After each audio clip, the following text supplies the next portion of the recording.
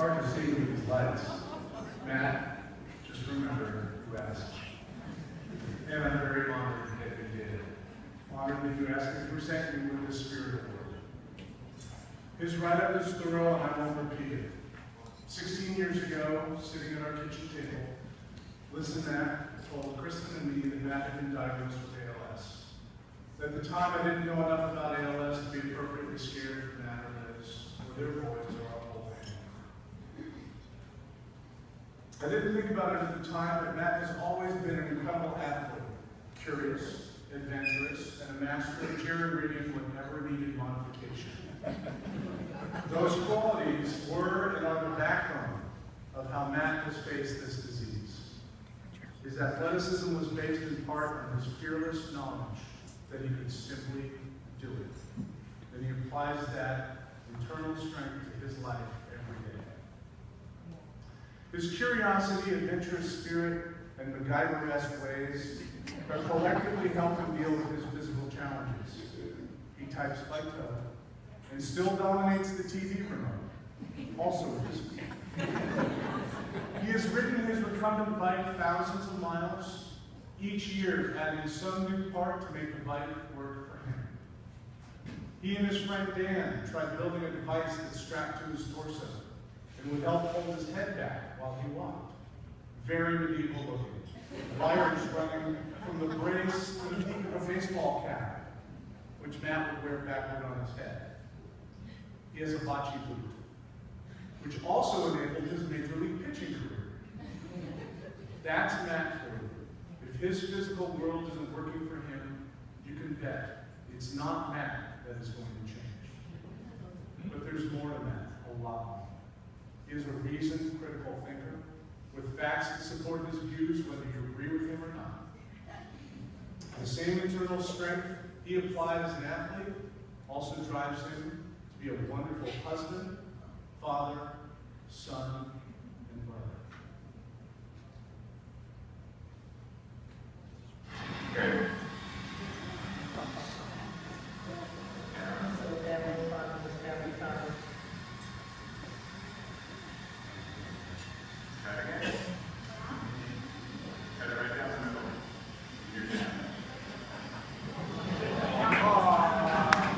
Third time's the charm.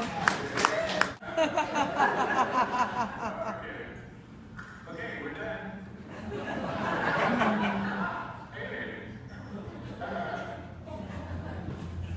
Since being diagnosed with ALS, my perspective on life has not changed.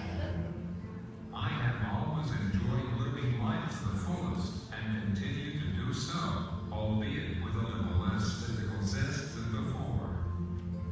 ALS has made life more challenging, but that's life. Initially, there was a doctor who said, I think you have ALS, you need to go to UCSF.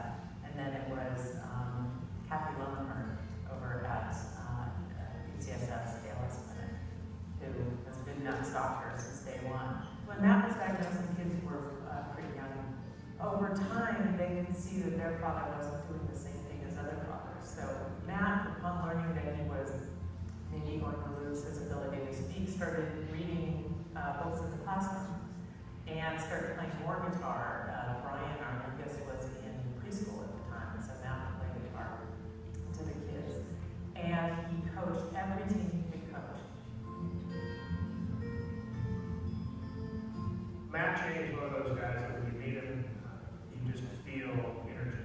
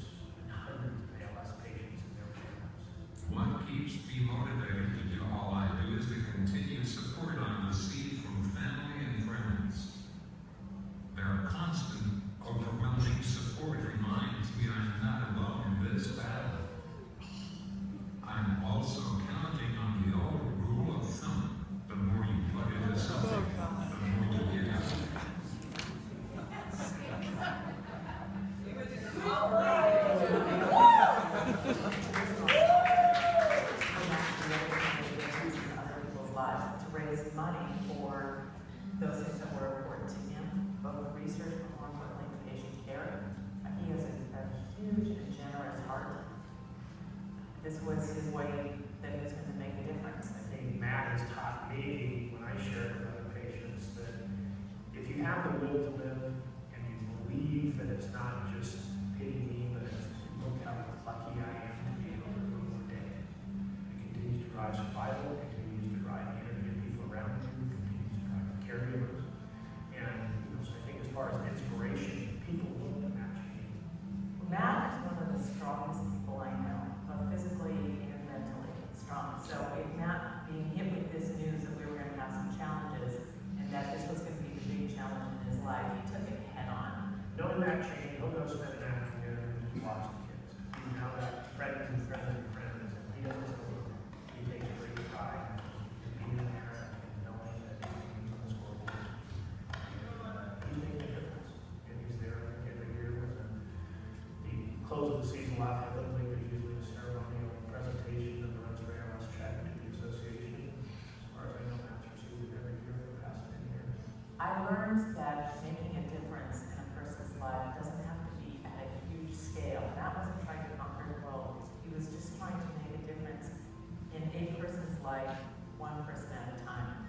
And he did this with all the kids that he coached. He's done it with all the ALS patients he's advised, and trying to bring awareness and support to the church.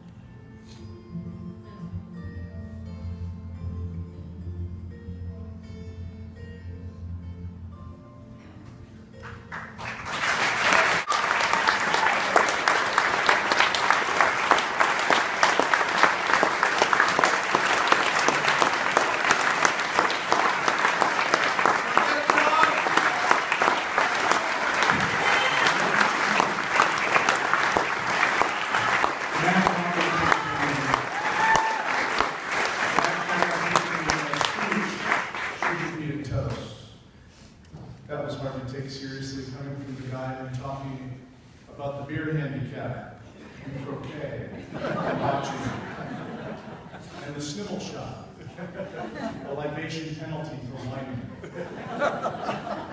Which raises another point. Matt doesn't want pity. Pity is passive, not his style. Matt is a man of spirit and action. Whether he's advocating, leading a committee, fundraising, teaching, or just being the tremendous man that he is. So don't go crying in your beer about Matt's condition, because while you were wallowing in your sorrows, he just beat you in bocce.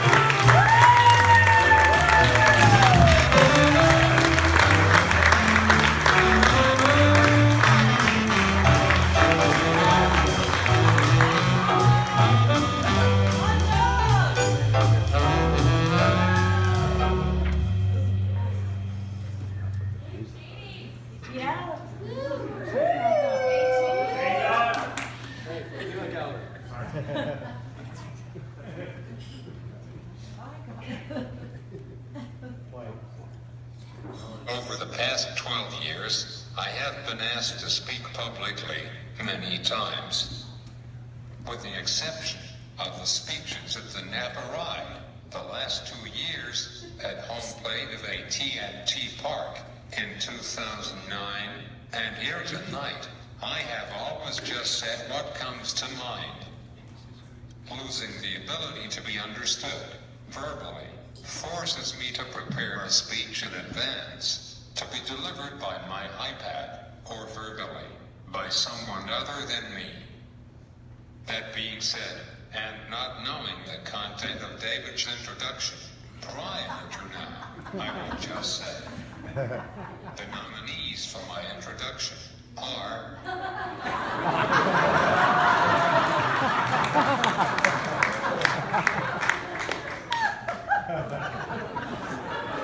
Ryan Gosling. Witty, humorous, lighthearted roast.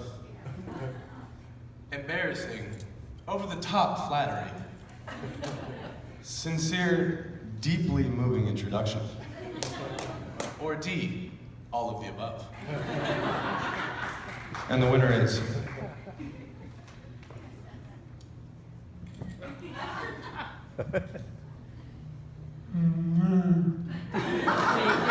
all of the above.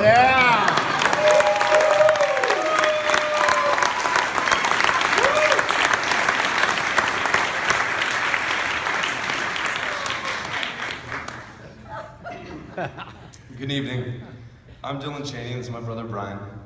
My father has asked us to speak for him and read what he would otherwise say himself. So, on behalf of my father, thank you, David, for the introduction.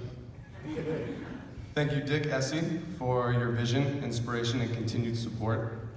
Thank you, Susan Morris and the Gala Committee, including the honorary co-chairs, Celeste Perry, Larry Bear, and Harris Barton, and huge thanks to all of you for being here tonight. I also want to thank the Golden West Chapter Board of Directors for their time and effort to fulfill the chapter's mission of ending ALS. Thank you, too, for bestowing the Spirit Award upon me. With the thousands of patients, families, and friends that are in this battle against ALS, I'm truly honored to be this year's recipient and sincerely appreciate the recognition and celebration tonight. It is, however, not a dream come true. When I was 39, I was looking forward to sharing all the great activities I had enjoyed throughout my life with my two sons. By the time I was 40, I was trying to figure out what was happening to my body. In the world of ALS, I have been very fortunate. My progression and decline have been very slow. Although my time for sharing and playing with Dylan and Brian, the way I had imagined, was shortened, I was able to share and play enough to know the joy of being a father and a friend to two wonderfully fun little boys, and now two fun-loving adults. My physical activities have been cut way back, not just because of the effects of the disease, but because of fear of breaking the most strict rule in our home: no emergency room visits. My desire to continue physical activities involving strength and balance is still fairly strong, but my fear of my wife is just a tad stronger.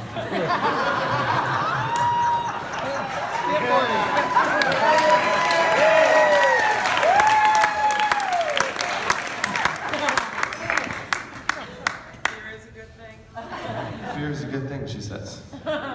I'm told I inspire others, and that is truly gratifying. I firmly believe that to inspire others, you must also be a recipient of inspiration. For me, inspiration comes from my family and friends who have continued to support me in so many ways.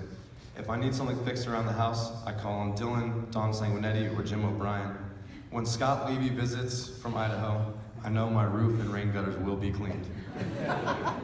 If I have an idea for a new gadget, I take it to Ken Hughes or Dan Tolkien, and they turn this idea into a device that allows me to stretch my independence just a little bit further.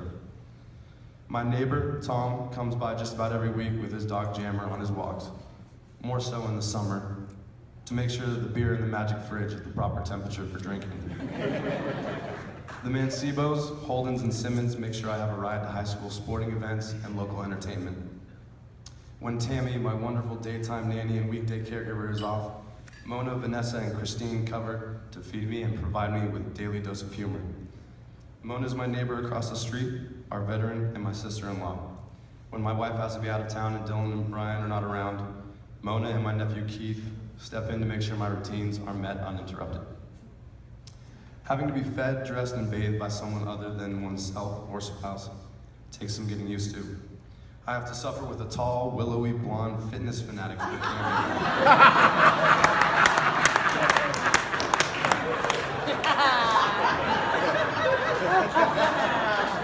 He's learned very quickly to just do what he's told. I wish every patient could have a caregiver like Tammy. There's not been a day in the 3 years that Tammy's been with us that we have not laughed hard. She is more than just a caregiver. She makes smiles, and for me, it's all about the smiles, mine and others. We are very lucky to have Tammy and her family in our lives.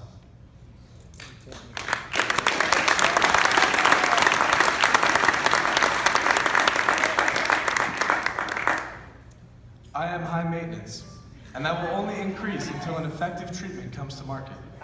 Despite the increasing burden of my decline and all the extraneous bullshit that ALS has dropped into our laps, we manage to survive and enjoy each day, always looking forward to tomorrow. It is my incredibly strong and phenomenally supportive wife, Liz, that makes this possible. Liz,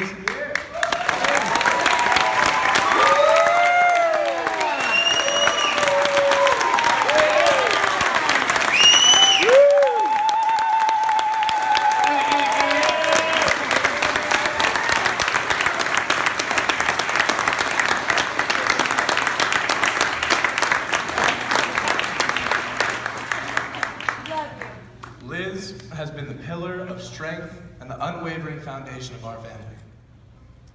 As a successful architect and businesswoman, mother, sister, aunt, daughter, daughter-in-law, and friend, don't forget, doctor, veterinarian, engineer, self-proclaimed know-it-all. The list goes on. Liz has been, by far, my biggest inspiration. Without her support, this leg of my journey would be dramatically different. It is her inspiration and spirit that keep me alive and living to see another day. I appreciate being recognized for my spirit, but you now know I have an incredible amount of love and support behind me. This room is full of spirit and inspiration. It is through your presence here tonight, to be involved with the effort to end ALS, and your generosity to fund the Golden West chapter and the ALS Association, that progress will be made to end this disease. Together, we will make a difference.